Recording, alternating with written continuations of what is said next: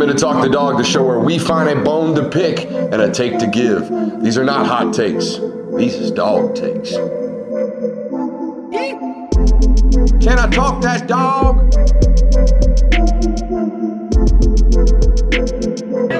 What's up? Really like that. You really like that?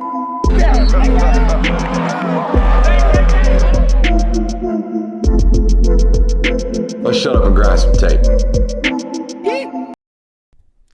What is up, ladies and gentlemen? It is a beautiful, and I mean beautiful, Thursday evening here on the Film Guy Network. We got a saying around here around this time of the week, all right? Last shows, best shows. We've had an incredible week on the network, an incredible last 24 hours, gentlemen. Yesterday, we crossed over 18,000 subscribers. As we speak during this show tonight, I guarantee you we will cross over 18.2 thousand subscribers, meaning in the last 24 hours, we have jumped up well over 200 subscribers. So a testament to you guys. Glad to be here on this journey. Glad to be on this climb with you guys. It's been a while. We've been on this journey for 4 years now.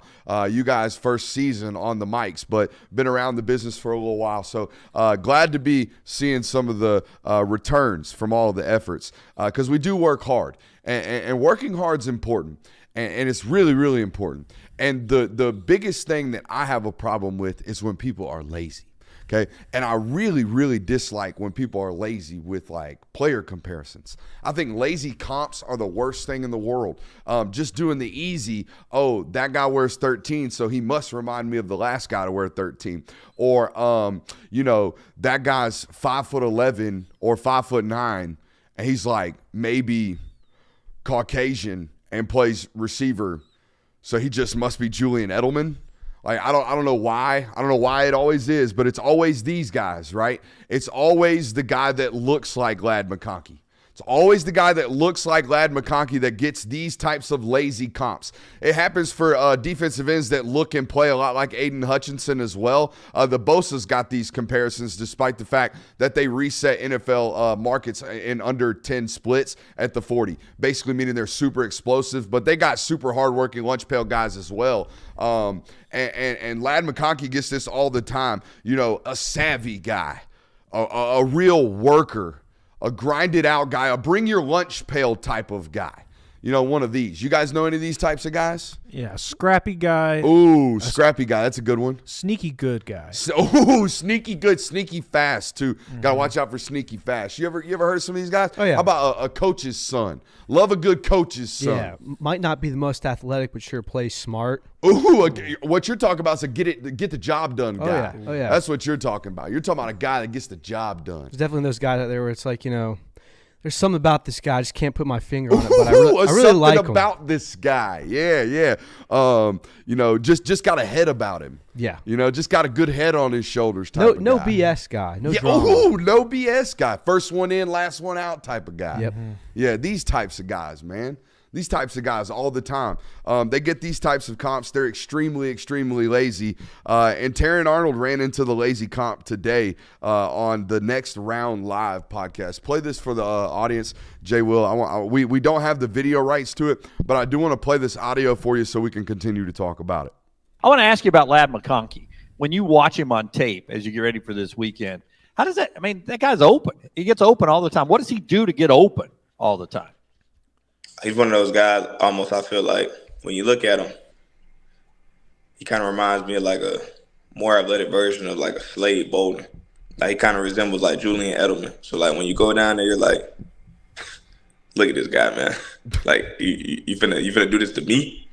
So, like, when you go out there and you look at him, like, I feel like a lot of times people can underestimate him on tape or things like that. But, I mean, the guy's a ball player. Great routes. And, I mean, shot player. Like, normally people aren't really taking shots to 5'9" white guys. But, I mean, he's open. Like, he's open. And the dude's a gamer.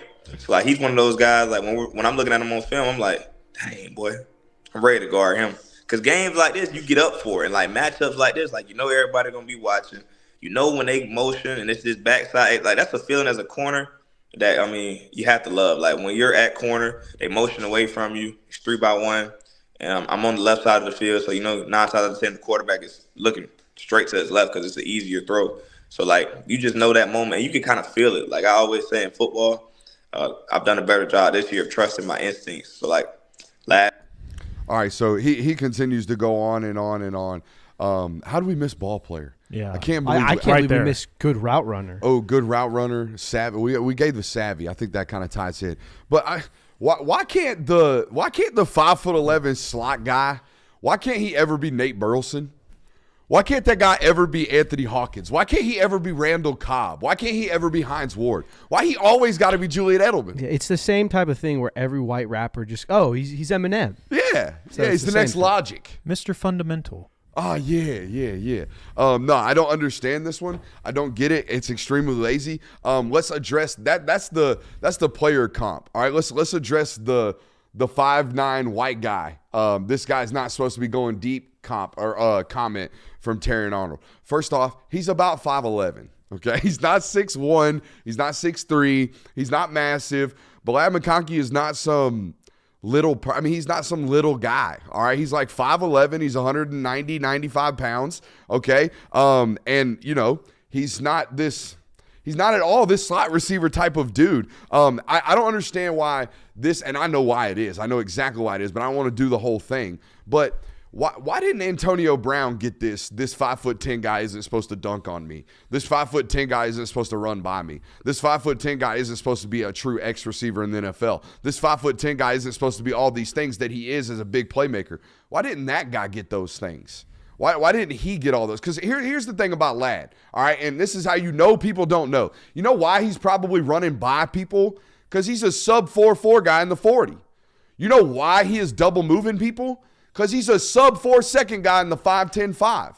Like all these natural, like easy comparisons and easy comments we have about all these types of looking football players, all right, none of them apply to this guy. This guy was not born a savvy route runner. This guy has not had to go through his upbringing figuring out how to win in the margins. This dude was born with first 1% traits in terms of twitch and ability. He's just not 6'2", and he happens to be a white guy. It's weird. It's weird, but it happens every single time we get one of these guys. But he's not Hunter Renfrow. He doesn't play like Hunter Renfrow. I get it when you do it to Hunter Renfrow. I get why you say Hunter Renfrow reminds you of Julian Edelman. Captain option route. We all see it. We're super savvy, can get in and out of his breaks. But when I watch a guy for 3.5 years now in the SEC just flat run by dudes, we're going to sit out here and call him a possession receiver? What are we doing?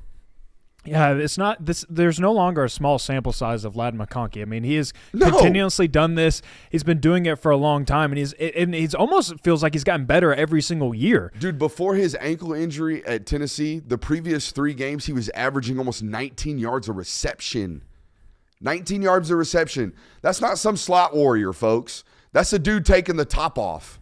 That's not Julian Edelman. That's Antonio Brown. That's who that is. That's Victor Cruz. That's who that is. These comps are too lazy. They're way too lazy. Yeah, I mean, props for going at least as deep as Slade Bolden. That's a fair real, pull. That's real deep cut. That's a pull. But I mean, Yeah. because it's usually Edelman, Cooper Kupp, things like that. But Slade Bolden's, I can live with that pull. You can live with Slade Bolden? I mean, if you made an effort to at least go around the margins. Yeah, outside of the traditional, I got a pair of white comps right here. Yeah. I got a pair of aces. Julian Edelman, Danny Amendola. Boom, I win every single time. So, yeah, you're right. At least he went outside the margins. But for once, I would kill for someone to do a comp of white guy slot receiver to Randall Cobb. I just dare you. I dare you. Watch the NFL, watch the TV executives' heads just explode when you do that one. Welcome in. We got a great show for you guys tonight. We're going to give a latest on the injury update, some news on both sides of the lines of scrimmage and both sides of the field, I should say, with regards to the injury report news today. We're going to play a little game of minimum and maximum as we do every single Thursday on this show. What would be more satisfying? Okay, it's a segment our guy Kirby put it in the notes today. A big show for Kirby today. I'm not going to spoil too much, but it's a big show for my man Kirby today. I'm a proud papa today. We're going to see if it yields results. And, of course, we're going to talk about Carson Beck's NFL draft status update. There's been some reporting on that. I want to talk about that. And the final predictions for this football game as well coming up at the end of the show. But I want to take a quick second to give some love to our friends over at Prize Picks. If you run over to Prize Picks today and use promo code Brooks, you will get a 100% deposit match over there. What does that mean? You put up to $100 if you're a new user into your account. They will instantly match you over there. I also want to give a quick shout out to our friends over at the Athletic Collection. All these fine posters you see hanging around this studio can be purchased over there at the Athletic Collection, and that is an NIL play. So a portion of those revenues will go directly into the pockets of those athletes. The link to those posters is in the description of this video. We got a great one for you. Make sure you hit that thumbs up button, like, subscribing, rating, and reviewing. Like I said, it's been a great week on this channel. It's been a great year and a great season on this channel, and we're just now starting. So if you're new today, reach into the the thing in front of you, grab that welcome card, a la a subscription, okay, and go ahead and subscribe to the channel. That one's only going to land with Southern Baptist. Okay, I don't know how you guys were raised in that fashion, but every single Sunday, the preacher was telling me, if you're new here, grab that welcome card, okay? And if you're a return visitor, make sure you pay up and make sure you welcome the newcomers. So make sure you welcome them, the newcomers, in that chat over there today as well, firing off over there. Let's get into this injury report. It was reported yesterday, kind of floated out late last night that Jason McClellan was unlikely to play in this football game. It has become official as of just before this show started tonight. So, guys, what are your immediate thoughts to hear about Jason McClellan being unavailable in this football game? The starting running back, for those of you who don't know, for Alabama. I mean, I don't care who you are. You lose your starting running back. I mean, that's a tough hit to your offense. I mean, I know that Jaylen Milroe can add into the run game and whatnot, but Jason McClellan has been far and away the top runner for Alabama. When they want to hand it off to the running back, that's who they're going to hand it to. So that's a tough loss for them. I don't care how you add it up. I don't care how you slice it. Tough hit for them. Yeah, I was looking through it today when the news came out, or last night when the news came out, looking at it this morning. Their backup running back, the Roydell Williams, he only has 2 games this season of double-digit carries. Okay, Jason McClellan, I think, had 6 or 7. So he was, like you said, by far and away their primary running back. What do you think about it? I think it's definitely going to change what Alabama's able to do. I don't know if it necessarily changes what they try to do as much. I still think they're going to want to be able to run the outside on Georgia and take their deep shots when they can get them. I don't think having or not having Jason McClellan's really going to change that for them. It might change how they're able to run, but not necessarily what they try to do. So schematically won't change them much, but in terms of yielding results, it might actually impact them. And I'm in agreement with that process that thought process on the latter end of that discussion, because of just watching them this year, I felt Jason McClellan has done a tremendous job of kind of repairing what looks to be, and on the surface, people will tell you that this Alabama offensive line has, quote unquote, put it together, and they'll do the rushing yards thing, and they'll go through the last 7 games logs or whatever, and they'll do that. And what I will tell you is, as someone who has studied them, okay, and Bama fans will tell you this, their offensive line isn't suddenly creating massive holes. The last 6-7 weeks, they've just finally decided, okay, fine, we're going to take 7 or 8 snaps a game this week, and we're going to add in a quarterback design run.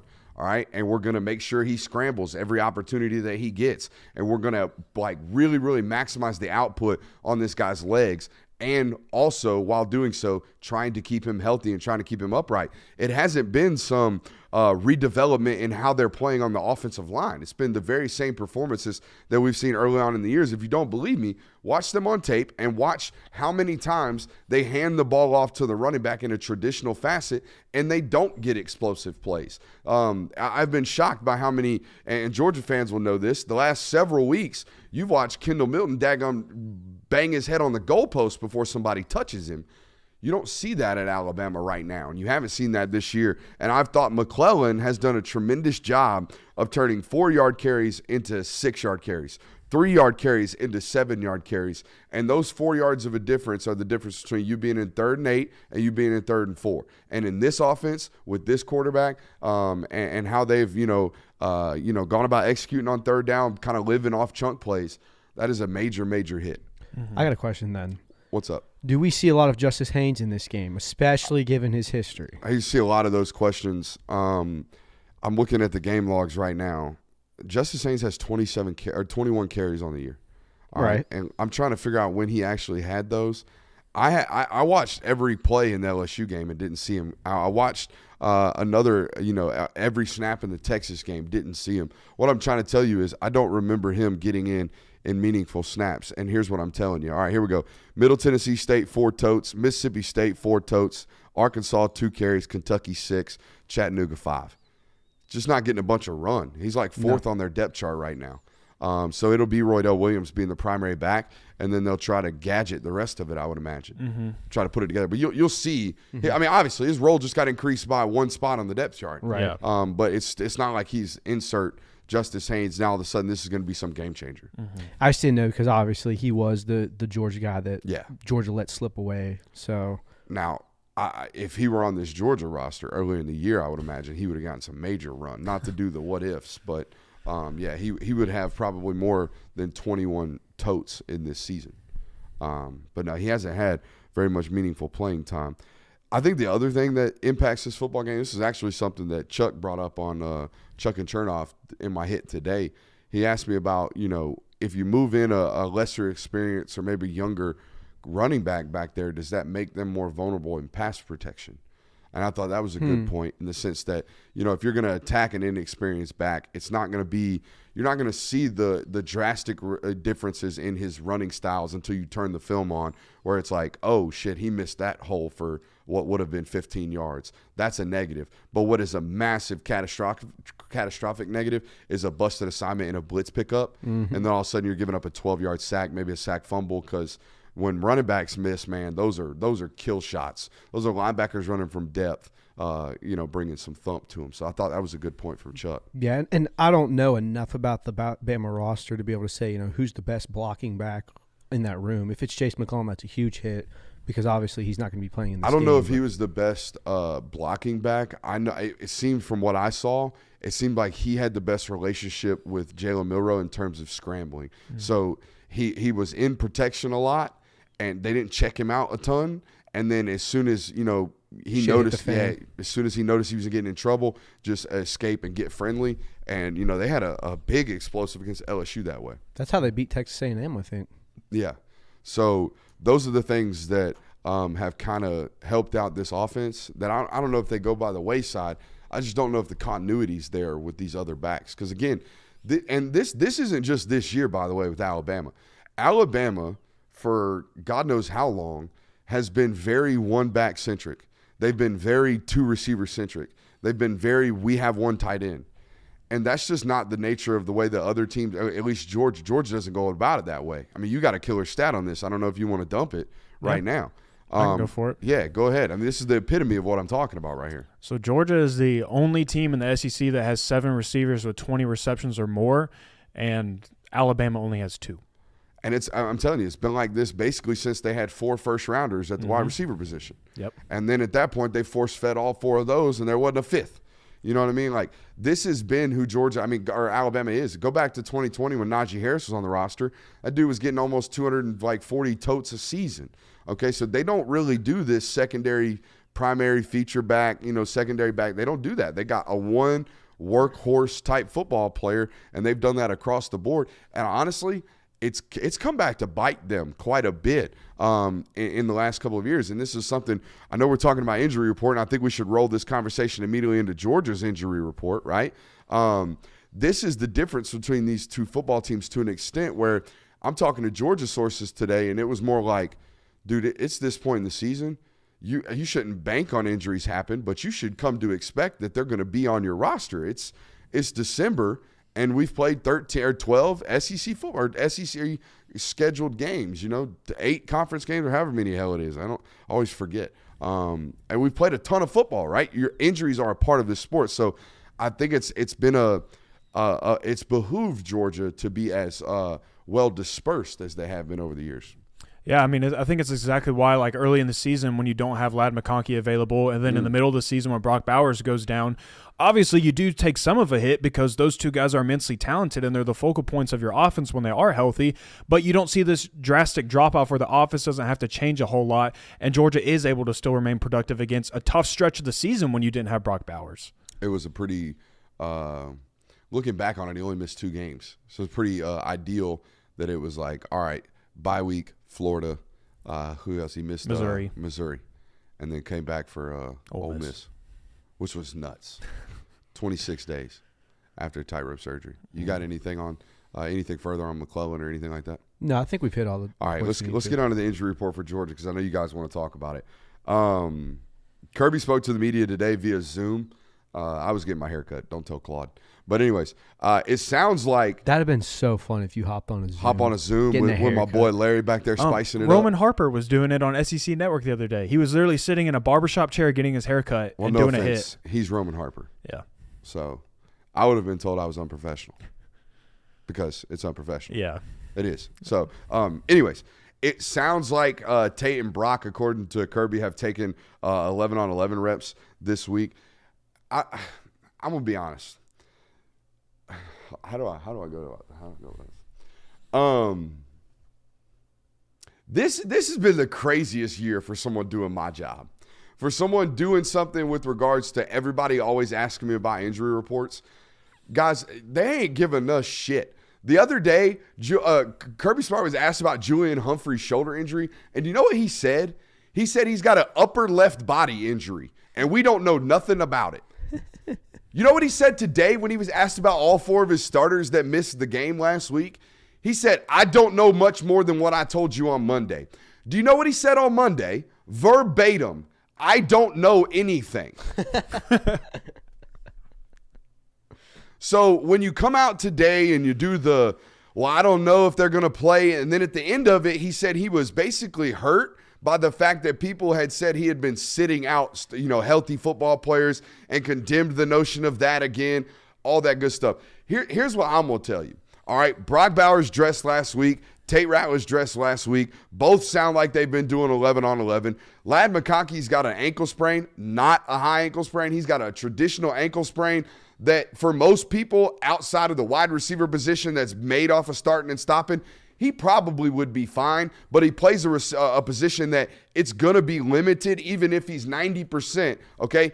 I would imagine he's going to give it a go. I don't know much about the Ra Thomas stuff. It's a foot thing, all right? And foot things are very, very weird. But here's what I would tell you, Alabama, if you're listening.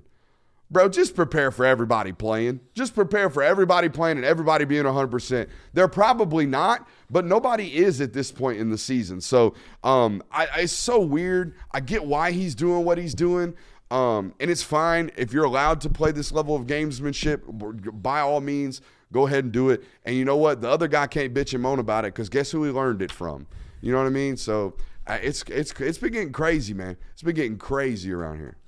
That's why when injuries happen for Georgia, you might as well just know that you're not going to find out until the next game. Like, you're not going to get anything throughout the week. The updates are going to remain the same, and you might have a better idea or an inclination of what is going to happen Friday night maybe, but you are not officially going to know until literally right before the football game. And I mean, that's how it worked against Georgia Tech.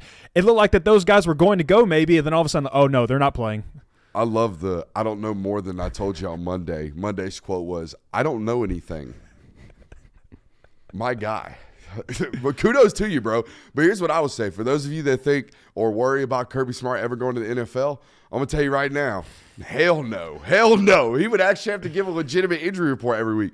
Did you know that Florida gives a legitimate injury report to the media every single Thursday?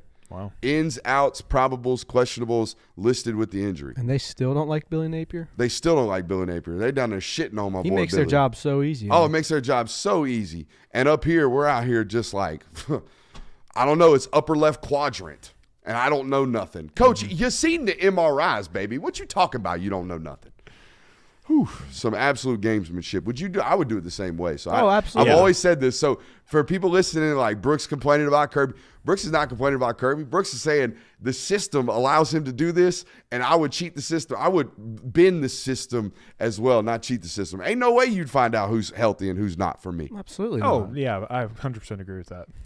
But you prepare for everybody to be healthy if you're Alabama. Oh, yeah. Ain't no doubt about that. Well, you have to prepare for everyone being healthy, and you have to prepare for everyone not being healthy as well, because now it's, okay, who's going to be their go-to guy if Ra and Lad don't play? Great. Now you have to do scouting on Arian Smith and Marcus Rosemi-Jackson. Run down what Dylan Bell's been doing lately. Exactly.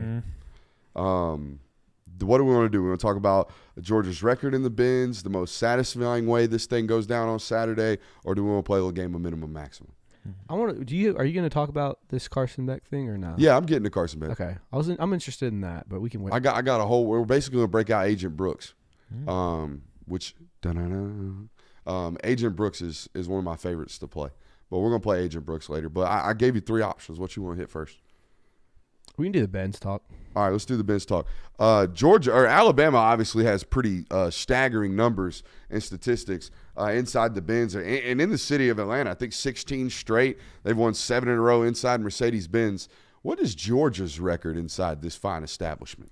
So Bama's played 7 total games. Georgia's played 9, which is kind of interesting given the fact that they've played so many in-season games here, neutral site. Yeah, neutral site regular season games. They're 5-4 in those 9 games, but they're on a 3-game win streak. All right, hold on. Let's see here. Alabama, LSU, and Mercedes-Benz. They played 9 times. Here, I'll give you another. Fact. I'm trying to think of the losses. All 4 losses have come in the postseason. Oh, okay. National championship, Bama twice. Yep. And they lose a. Who's the other? Oh, they lost a bowl game to Texas. Maybe That was in the Mercedes-Benz Superdome. what's And the 4th one then? They've lost to Bama 3 times in there. Oh shit, that's unfortunate. Yeah. Natty 2017, 2018 SEC championship, and then 2021 Hey, SEC but championship. no ghosts, no spooky feelings, right? That's what when I saw that stat, I was like, no yo. ghosts, no spooky feelings. But yeah, that's kind of what Georgia's record. I was gonna run the numbers on average points per game and things like that, but I just ran out of time. So The 5 wins, 2 of them came in the regular season, and they were smokes, weren't correct, they? correct. Well, 2 regular season ones. It's Oregon and who else did they play in the regular season? UNC was in Georgia Dome. Okay. Yeah, no, they've only played 1 regular season game in the Benz. They got to play Ohio State in the Mercedes-Benz. Ohio State in the Benz, LSU. They played 3 games in the Benz last year. Yes. Ohio State, LSU, Oregon. Won all 3. And then your 2017 SEC championship Over win. Auburn. And then the 5th one was I can't find I it. have no idea. Sugar Bowl. No, Chick-fil-A Bowl in 2020 over Cincinnati. Oh yeah, over Cincy. Oh, yeah. Yeah, that's a good call. There you Good go. lookouts right there. Look at us. Was Figuring that it out. that's Jewel Pod from 53 out, right? That's right. Thank you. What kind of flavor was that Jewel Pod? That Mango? play, that's a It mango. was mango. That's a mango. That thing hit. That thing hit different right That's there, such bro. a historic nickname, bro. People nowadays don't even know what Jewel Pod means. Yeah, I know, and I think I was the only one that called him that because everyone was doing all the hot pod thing. I'm like, nah, dog. That man's name's Jewel Pod, and that kicker's hitting. Yeah. Anyways, yeah. I guess the records. They're 1 game above 500, and the other team's undefeated. Well, I mean, prior to the 2022 season, Georgia was 2-4, so they didn't have a very good record in the Benz. Now, history states the last 3 games have been an upward trend there. So you've shown you can win major games in there, but you haven't beaten Bama there yet, and you haven't beaten Bama in the SEC championship at all. So I don't know if that's. I don't think this football team thinks about all those things. no, of course, they never do. But the fans do. Absolutely. Do y'all believe that like the vibe of the fans inside the building can play a role in what the vibe in the building feels like? I think somewhat. I think Because I don't know from a history of a standpoint of winning football. Obviously, I lost a lot in college. But I'm going to tell you this right now. The moment something bad happened at all in the game of football, we thought, oh shit, here it comes again. And I wonder if Georgia fans, not the players, certainly not. They've won back-to-back national titles. But I wonder if Georgia fans, the moment something bad happens on Saturday, if their immediate inclination will be, oh shit, here we go again. And I promise you, the building feels that. I don't know if the sideline does because they're so consumed in what's going on, but the building feels that for sure.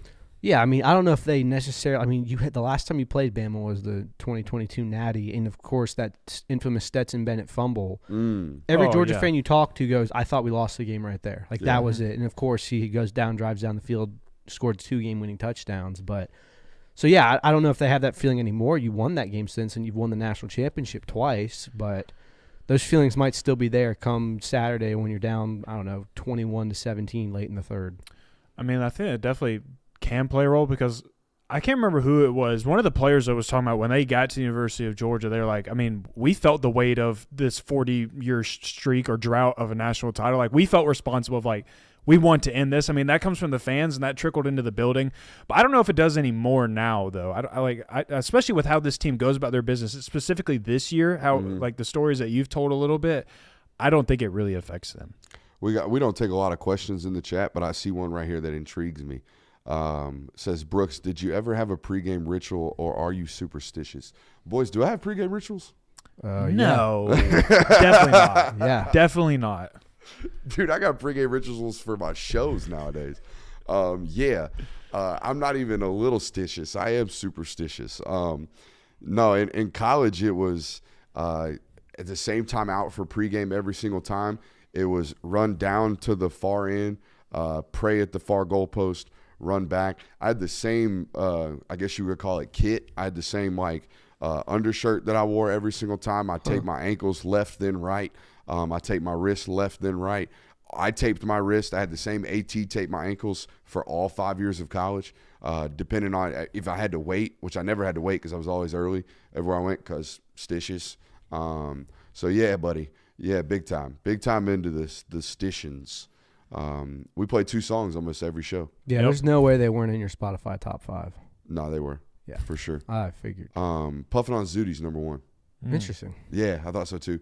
It's a song that my son likes to dance to, so I think that's why I made the cut. That's valid. All right. Yeah, my boy, big future head. We're trying to culturalize my boy real that. early. She found a flat me with minimum maximums. Do we want to play there, or do we want to talk about the most satisfying way that this goes for Georgia fans on Saturday? Let's run through a couple minimum maximums. All right, maximum amount of scramble yardage Georgia can allow on Saturday and win. Is that net with sacks or just scramble yardage? Let's go net with sacks. Okay. Well, actually, just scramble yardage because I got sacks questions here. Okay, I'll go 50 yards.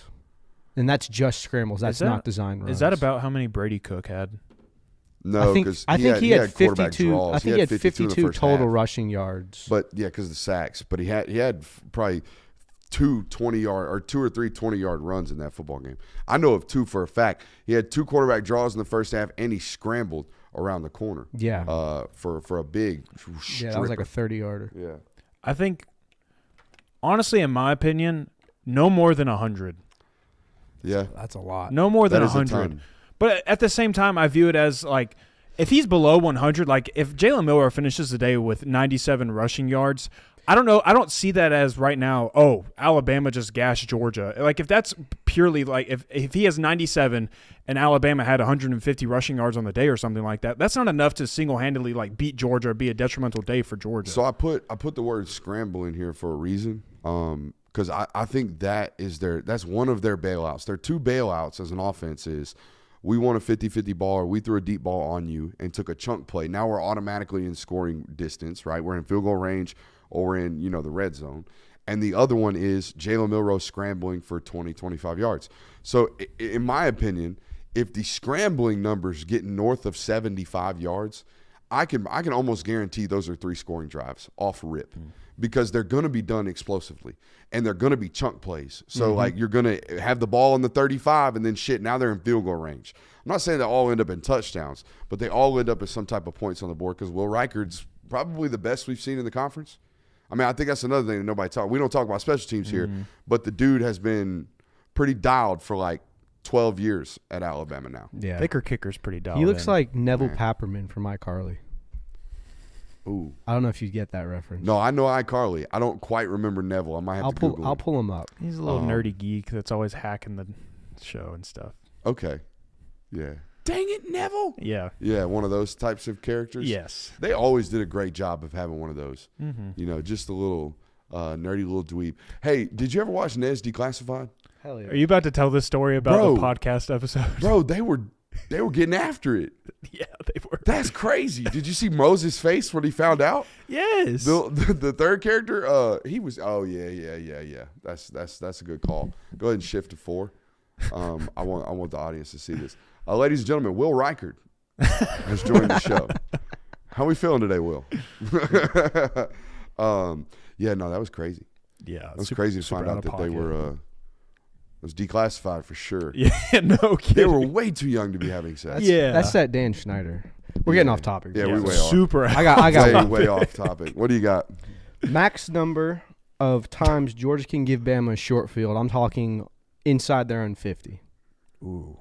Whether it be turnovers, long returns, whatever it be.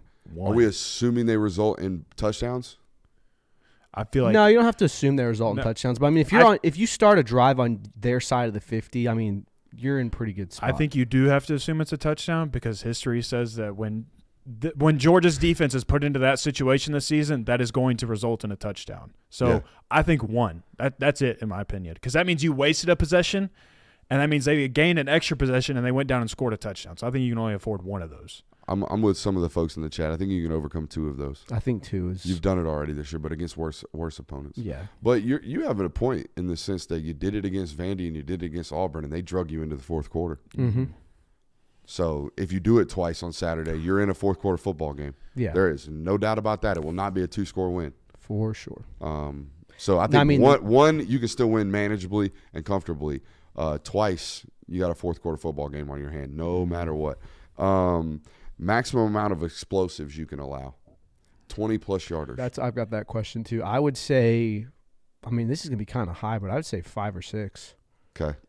5 to me though. Again, like aren't they averaging about 3 allowed per game? I think. Yeah, just about. And the thing about Alabama is when it's an explosive play, I mean, it is an explosive play. I mean, it's 40-plus yards typically. So 5 or 6 of those. I'm more in the thought of Jaylen Milroe scrambles for a 3rd and 21 first down twice in a game, and then you still live to fight another down and finish. Those hurt. Yeah. But so does a 25-yard run on first down, Absolutely. or a 25-yard throw on first down. Like Absolutely. They all hurt. They're all chunk plays. I mean, if they're like 50, 60-yard bombs to Jermaine Burton, you're in trouble. You're in big time trouble there. I'd say like I'm 3. going to stick around that. I'm with you in the sense that if they hit them, they're probably going to be big time shots, big plays. So I'm gonna go less than probably like 3.5. Yeah. Okay. Like no more than that, assuming that 2 of them are 50-yard plays. Mm-hmm. So yeah, that's a nervous one. What else we got? I got minimum number of sacks Georgia can have and still win. That's what I have as well. Maybe 2. I think 2 is the absolute bare minimum. You got to get him on the ground. Got to get him on the ground twice. Not just for the sake of ending a drive or putting them in a tough position, but getting the crowd into it. So this is Georgia sacking Alabama. Yeah. Okay. I heard it as allowed. Okay. No. Yeah, I'd say about 2. I think that's just a matter of like you got to put it in the back of his mind at least and let them know that we can get home and we can get him on the ground, and we're not going to let you just sit there back in the pocket, run around, and chunk it deep like you like to. So I think 2. If you get 2 in there, I think that's a good day's work for you. I don't think you necessarily 100% have to get him on the ground, but what he can't do is get out of the pocket. Right? He's either got to go down or throw it out. Okay, he can't just operate outside of it. You got to keep him in there and get him down or make him throw it. Yeah, or try to take it up the middle and meet C.J. Allen for a 3-yard gain. I don't even want that. If I'm a defensive coordinator, I do not even want that. I know a lot of people are doing the C.J. Allen is an elite athlete and he's a great tackler, and he is the best and most equipped football player that Alabama has faced all year to spy this guy. That being said, he's almost unspyable. Okay, because here's the deal. If he's going to the board. Here's the deal, man. If what LSU was doing, and everyone knows Harold Perkins is an elite football player, right? We all agree that. He's had a rough year. But what LSU was doing, right, is they would have Harold Perkins over here, and they would rush 3, and then they would drop Harold Perkins. Well, guess what now happens, guys? These guys wash this dude all over here. They wash this dude all over here. Now you have this dude standing in the middle of the field, right? You have Harold Perkins standing in the middle of the field, and you have Jaylen Milroe standing right here with this whole side of the offensive line washed down. And now all of a sudden he's got to go there, and you've got to banana peel him flat and get a 205-pound best runner on the field down on the ground.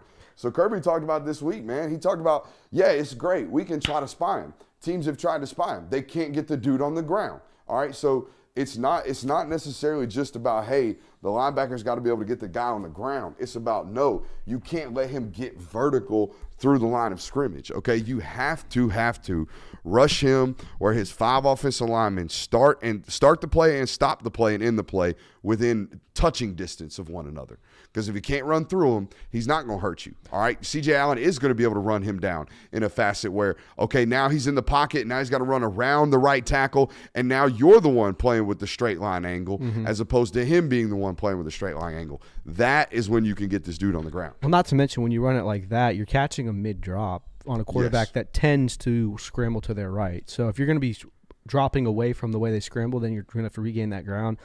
I just don't think that's a smart way to do it. But I think the best way to do this is to standard rush him from the center line over to the right, and then you can be exotic back on the left.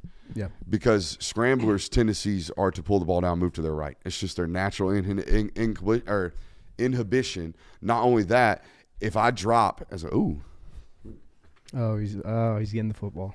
hey, this guy knows it, right? If I'm a right-handed quarterback, right, and obviously if I drop here and I see this right tackle wash his guy all the way down, or that defensive end on my right side has a speed rush, now all of a sudden it's boom, I'm pulling the ball down right here.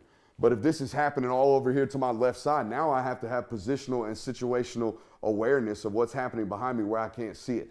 So if I'm Georgia, back here I'm being exotic, up here I'm being stationary, I'm being standard, okay?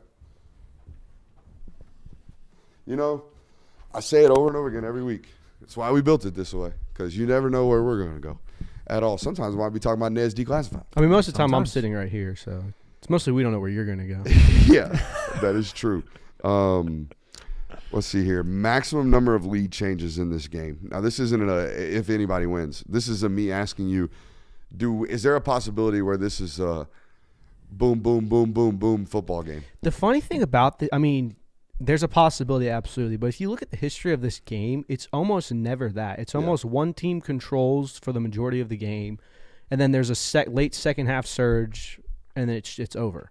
I mean, that's how Georgia's lost pretty much every time they've played. They've had the lead at some point in the game, going into half even, and then it's just, Alabama had an insane third quarter, and Georgia can never recover. So, I mean, there's a chance you have 5 or 6 lead changes, but I think it's going to be more along the 3 or 4. Mm-hmm. I think it's more of a boom, boom. Yeah, boom, yeah. Boom, football game. There's definitely that possibility. Slow cadence here. Yeah. This is not going to be a quick shotter. I think this is going to be a dumb dotter. What's the next line of that one? I don't even know. Anyways, I think this is a defensive-led football game. For sure. But Georgia's offense is substantially more consistently good, which I guess can take us into our most satisfying way that this football game goes. You guys are the Georgia, students. What do you think? What is the most satisfying way this game can go? You proposed this question, so I'll let you hit it first.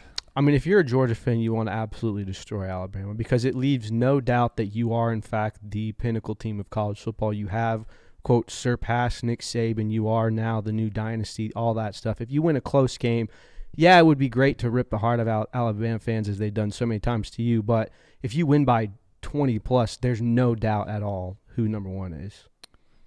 That's honestly not the direction I thought you were going to go. I thought you were going to do get all the skeletons out the closet, beat them in a tight game. Well, I think you kind of got to do that in the national championship game in the fashion that you won it of you went down and scored twice late in the game to take the lead, and then you sealed it with a pick six of just like utter heartbreak when the best quarterback in the football game had the ball in his hands late in the game. That was a one-score game with a minute left. Yeah. So I think this one would be satisfying in the sense of all the context around this game and the history between these two teams of if Georgia did just come in there and drum them up, then that would be super satisfying for Georgia fans because it would be like for eternity until we meet again, but pretty much for the foreseeable future, we're the top dog and there's nothing else that you can say to us. I think there's something about, though, just being like, for 4 quarters, be like, oh, God, we won. Right, that whoo, buddy. You know what I mean? That ultimate release, if you will. The moment you win, I'm about to go get plastered. Yeah, dude, I'm fitting to go get trashed. Yeah. That type of release and emotion, I don't know what it feels like. Haven't had it in forever, but I would imagine it feels pretty good. The last time I had that, LeBron beat the Golden State Warriors, and my dad, notorious LeBron hater,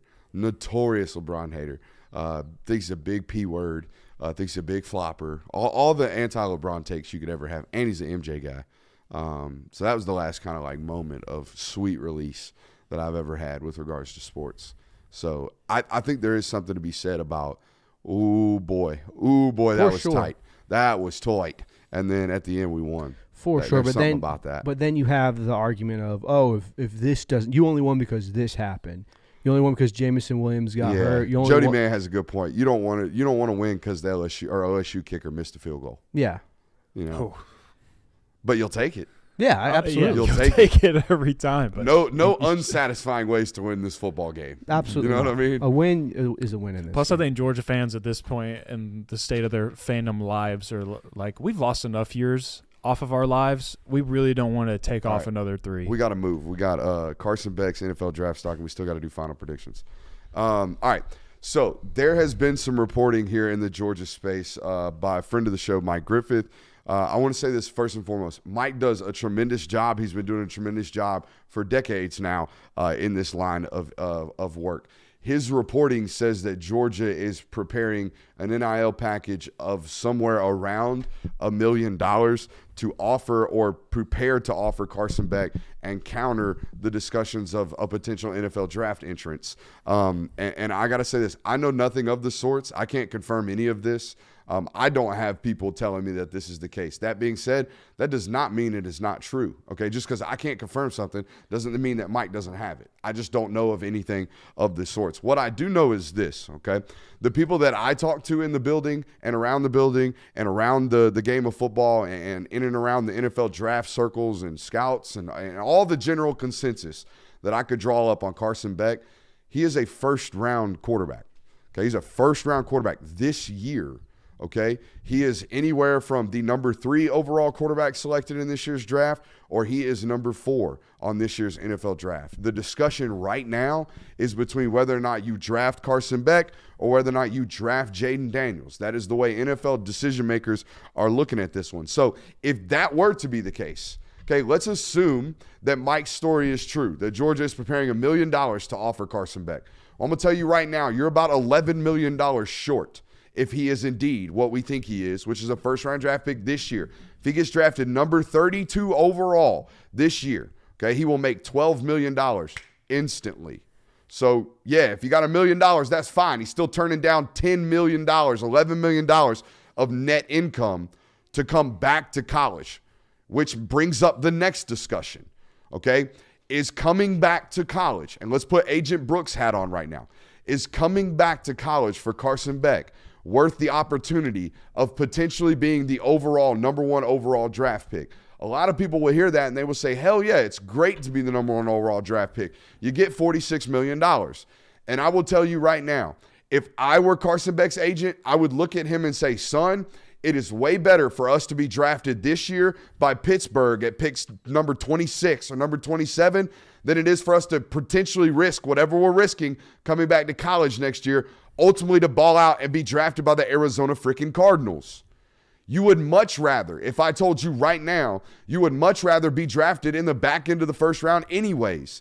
You would probably agree with me, except for the fact that the first round overall draft pick gets paid an exorbitant amount of money. That's great. You get a tremendous amount of money. But let's be real about this position. This position, if you get drafted number 1 overall, you're probably going to an organization that sucks. So much so that we've got the number 1 overall draft pick this year threatening to return. It's already been out here. He doesn't want to go to Chicago. He doesn't want to go to Arizona. He wants to go where he wants to go. He wants to go to, guess what? A stable organization. So if I'm telling you right now that you're going to be probably a late first-round pick, maybe an early second-round pick, let's sign up for it right now. Let's go. Okay, let's go ahead and go, because being the number 1 overall draft pick, in my opinion, and here's the take, it's overrated. Guys, I asked you before the show, name the greatest quarterbacks in the history of the NFL. You gave me a bunch of names. You gave me Brady. You gave me Peyton. You gave me Drew Brees. You gave me Joe Montana, Dan Marino, Troy Aikman, Aaron Rodgers. There's a litany of names that go in this discussion. Only one of them that is in the discussion of greatest quarterback of all time was drafted number 1 overall, and it was Peyton Manning. And guess what? Peyton Manning went through 5 years of absolute hell in Indianapolis before they were worth a shit. Being drafted number 1 overall is hella overrated. So if you're getting a late first-round draft pick grade as a quarterback, take your ass on to the league, dog. Take it on to the league. So I think being drafted number 1 overall is overrated in the fact of it means you're going to have one of the great careers in the NFL. You're going to be a Hall of Famer. I don't think it means that. Would you mind going to the board for me real quick? Yeah, I got it, man. Thanks, man. I want to play a game. If I can stump my studio one more time, of course. I want to play a game with you. Okay. Will you write on the board hit, miss, or meh? Hit, miss, Because we're going to do tallies of. I've got 19 quarterbacks for you. It's the last 19 or quarterbacks taken man. overall. Hit, miss, man. We got columns. Yeah. All right, here we go. All right. First, you got Drew Bledsoe, and don't judge this. Don't judge this by greatness of career. Don't judge this by are they Hall of Famers. Judge it by did they have long careers. Successful. Bledsoe played for 10 to 12 years. He was a serviceable starter. He's man. Peyton Manning, Oh, that's a hit. Tim Couch, That is a miss. Mike Vick. That is a hit. You can just do tallies. You don't have It to. would Write have their been name. no, I want him. All right. It's a major hit. Let me get my pen right quick. It's a major hit for Michael Vick. The only thing, obviously, everybody knows about that one. Yeah, but that's his fault. That's Just not. gave a nice little butt shot to the folks. All right, what's up? Who's up? David Carr. We'll call that man. That's David, not Derek, actually, Yes. right? Yeah. Okay, so that's a miss, actually. He led the country in sacks for 100,000 years. Okay, that's a miss. Following We got that is David. Carson Palmer. That's a He had a that's a 15-year hit. career. That's a hit. Carson Palmer's a hit. Eli Manning, That's a hit. Alex Smith. Man. You put in a miss. That's a miss. My bad. Okay, who else? Jamarcus Russell, Miss. Matthew Stafford, That's a hit. Sam Bradford, That's man. Cam Newton. 10 years? Yeah, 8 years. Will you look that up for me? And- If he didn't make it a decade, that's a man. he was drafted. He was drafted in 2010. Made it to a Super Bowl, won MVP. That's a hit for me. That's a hit. That's a hit. He won an MVP. Period. Andrew Luck, Hit. Jameis Winston, Man. Jared Goff, Definitely man. Baker Mayfield, Good Lord, how many are Currently there? man. Kyler Murray. Definitely man. Then last two, Joe Burrow and Bryce Young. I would say Bryce Burrow's Young. a hit, Bryce Young's TBD. We can't judge this and yet. we'll put Bryce Young over here.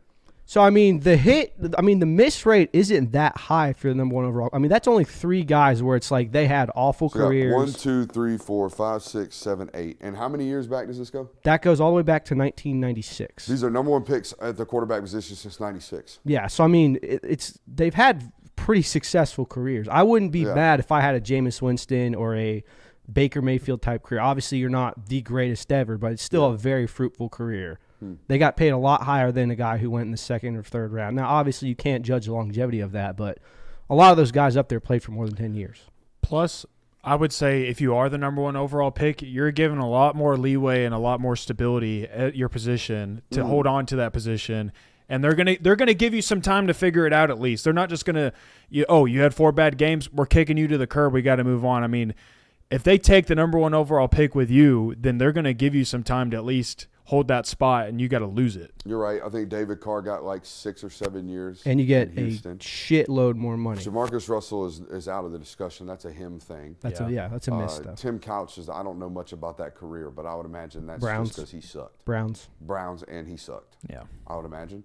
So, yeah, I mean, you're right. It's like half and half in terms of guys actually having serviceable careers. So it's a good look at it, but you're still, you're not guaranteed success. No, I agree. I mean, wonder how many of these guys Vic overcame terrible situations. I mean, it was a losing program or a losing organization. Stafford. Eli went to the Giants. I'm not giving him credit for that. Stafford. But Stafford had to leave. Carson Palmer was in a shit organization in Cincy forever, so much so he complained and left. Stafford was in Detroit. He was in a terrible situation. Cam Newton's team was Cam terrible. Newton was in a terrible situation. Andrew Luck was the only one. They were in a solid situation. They got the number one overall pick because Peyton broke his neck. Remember? They traded him with the Broncos. So, yeah. Luck I wouldn't put. Luck is off of this list in terms of went into a shitty situation. And Burrow went to Cincy. He kind of went into a horrible situation as well. So these guys are so great they overcame shitty situations. So that speaks more to them than it does to even this whole exercise. Yeah. That these guys are just really, really special. Yeah. And I agree with you the fact that playing your senior year and risking getting injured, all that isn't worth the number one overall pick. But I would say that I wouldn't say the overall being the number one overall is overrated as far as a career standpoint goes. All right, let's get into our final predictions. I'll make it short and sweet. I don't think there's a recipe in this football game, in my opinion, where Alabama scores north of 28 points. I just don't think they're consistently good enough offensively to expect them to put up points in bunches. All right, and they're way too reliant on things that Georgia just doesn't allow. Georgia doesn't allow explosive plays at a high rate. Georgia doesn't allow 3rd and 18 conversions. Georgia doesn't allow one-on-one opportunities that often. It's a lot of safety help. You know why? Because they don't have to dedicate a bunch of bodies to the box to stop the run. They never really have. The only recipe to a win that I see for Alabama is winning some type of 24-18 football game, some type of really, really down in the muck, ugly slopper, because the defense is just that good. That being said, I don't think it happens. Give me Georgia 34-18 in this football game. When analyzing this football game, I mean, over the years, whenever we have conversated about Alabama versus Georgia, there's always been a conversation about one of these teams has a really good defense or both of these teams has a great defense. But the ultimate conclusion a lot of people come to is who has the best offense. And history says that Alabama most of the time has had the better offense, and they've overcome this football game, and they typically win this football game. Georgia this year has the better offense. They have been the more consistent offense this year. They've shown more consistency. Carson Beck is the better passer in this football game. And I would rather put my cards in an offense like Georgia than I would Alabama. Both of these defenses are great, but I'm going to lean on the better offense in this football game, and that's why I'm going to take Georgia 30, Alabama 20. I want to add on top of what you talked about right there. The last several teams during this run to give Georgia problems, they've had elite quarterbacks and elite weapons. I don't think that's what Alabama has right now. Alabama has an elite playmaker at the quarterback position, a guy that can take over games at times, but this is not a unit from top to bottom that can stress with weapons. And I think even Alabama fans will admit that. Isaiah Bond and Jermaine Burton are not Jamison Williams and Mechie. Henry Ruggs. Or Henry Ruggs and Devontae Smith. They're not the combination of what it's been in years past. They're not what Ohio State was last year. Mm-hmm. Ohio State was C.J. Stroud and Marvin Harrison Jr. and Emeka Buka and all those, and Cade Stover and all those guys. That was a troublesome bunch, and they were going to give Georgia problems for 4 quarters, it looked like. So they're just not constructed like the teams that have been constructed to beat Georgia. I don't like doing this. My gut is telling me Bama wins this game. It's such an obvious win for Georgia. It's too obvious of a win for Georgia. They're the better team on paper. They've won 29 straight. They're the back-to-back national champions. They're favored. They've had a fairly decent run this season. They're undefeated. All of it points to the fact that Alabama's going to come in and shock the world on Saturday, and I hate that, but my gut is telling me that's what happens. All right, so if that happens, what is the recipe to it? What is the recipe to Alabama having success in this football game and winning? Well, I mean, this Georgia team has shot themselves in the foot more than any team in the last 3 years. They turn the ball over at opportune times. They give up more explosive plays than other teams. Slow start. Yeah, so I think eight of their 9 Power 5 opponents have scored first on them this year. The only one that didn't do it was Kentucky. So, I mean, there's an avenue where Alabama comes out, starts fast, Georgia fumbles, does something stupid, and all of a sudden you're down 2 scores. You're playing from behind against a really good defense, and Alabama can just squat on the ball. So, I mean, I hate doing that, but that's what my gut's telling me. I'm sure Chad is flaming. Yeah, right now. Chad's not happy, but if that's the way you feel. That's what I feel, man. I mean, you and I had the conversation, I think, earlier in the week of just saying, like, look, Georgia's run has been immaculate, but if there ever were a game where it would come to an end, it feels like this would be the one for it to happen. Yeah. And I don't want Georgia fans to twist that in the way of me thinking that it is going to happen or anything like that. I mean, heck, I just gave you my prediction for this football game. But eventually, it does have to stop. Eventually, you can't win every game for the rest of eternity. Eventually, it has to come to – I mean, heck, I wish you could. I honestly wish you could. Trust me, I wish you freaking could.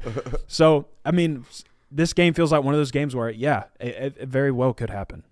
It's got to be a rock fight that way. Yes. Yeah. It has to be a rock fight that way. I think it's almost too poetic for Alabama to win, and almost too perfect and too predictable for Georgia to win, in my opinion. All right. That's just the way I see it. Who's the most valuable player Saturday night when we get done with this? Who's the guy that we're talking about after this football game? The guy that we're talking about. I think it's a combination of Mykel Williams, Jalen Walker, and Damon Wilson. I think it's edge pressure, guys that did a good enough job containing Jalen Milroe. I'm going to go another combo, and I'm going to say Starks and Bullard. Milwaukee. I'll just go Carson Beck. I mean, he's the guy who's eventually going to be the one to make the decisions on 3rd down, get you down the field, or Jalen Milroe, either one. Whoever wins, I think it's going to be because the quarterbacks played well, whoever wins this game, or well enough to win. Does Georgia? We're both on Georgia. I think Georgia covers the 5.5. Do you? Yeah, I said they win by 10. All right, and the total is 54.5.